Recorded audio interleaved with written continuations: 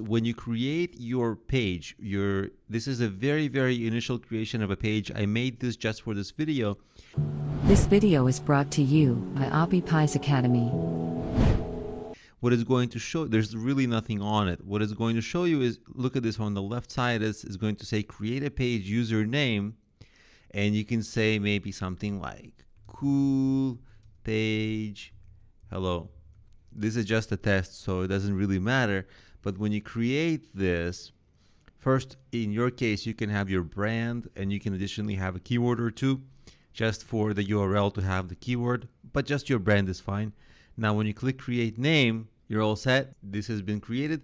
And so now people can search, you see, for that in Facebook. In this search on top, if they enter that, they'll know. So if they search for your brand, your page will come up, and it's actually going to be your URL as well. Just to show you that, I got out of the presentation mode, and now you can see the URL, and you can actually see that the page of the URL of my page on Facebook just has that. You see facebook.com and the username that I gave it. Now you cannot change it now, so you can only set it up once. So before you create your page, make sure that you create it intelligently. So the choice would be either your brand is perfect, or maybe something you want to get discovered by. But generally people have it as their brand, and that's enough.